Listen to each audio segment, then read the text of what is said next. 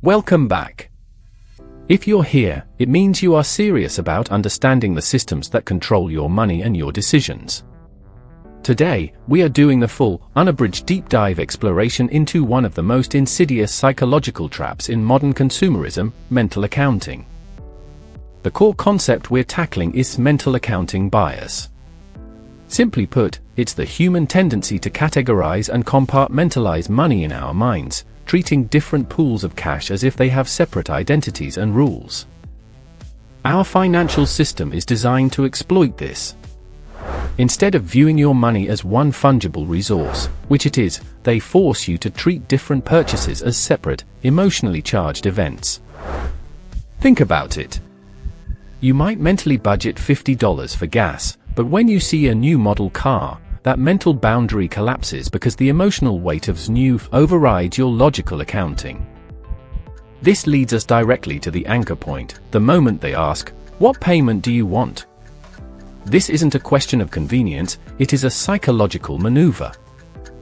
They are deliberately introducing an anchor, a high, inflated number, to set your perceived value of the entire transaction. Your brain latches onto that first figure. If they anchor you high, even if the actual value is lower, your negotiation efforts will subconsciously attempt to justify that initial inflated number. The goal is not just the payment, it's making you feel that this specific, high number is necessary to achieve the desired outcome, the car, the house, the gadget. So, how do we break free? We need to disrupt the mental accounting and neutralize the anchor. The key is introducing a micropayment distraction. When they ask for the payment, do not react to the number itself.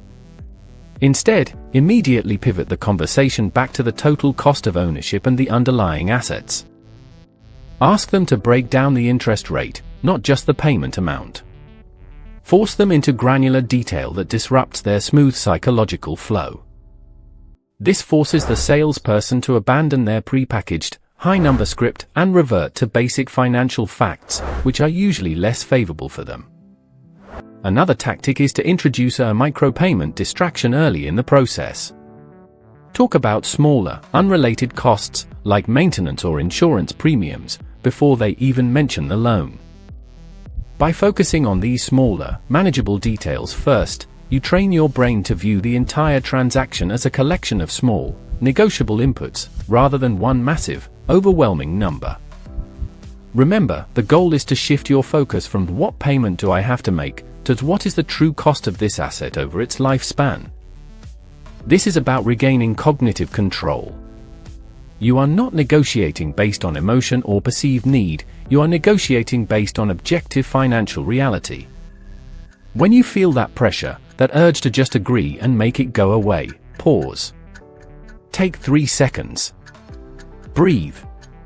And then ask the hard questions. What is the absolute minimum payment that keeps me within my established budget, regardless of what they suggest?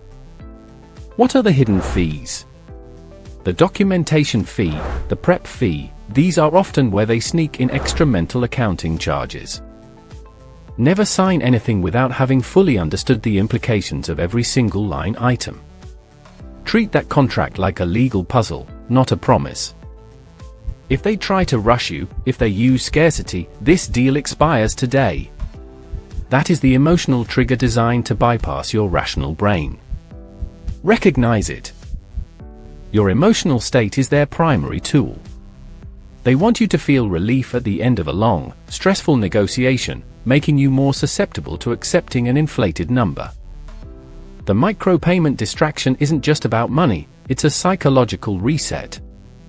It forces your mind to engage in small, manageable calculations, pulling you out of the high-stakes emotional drama.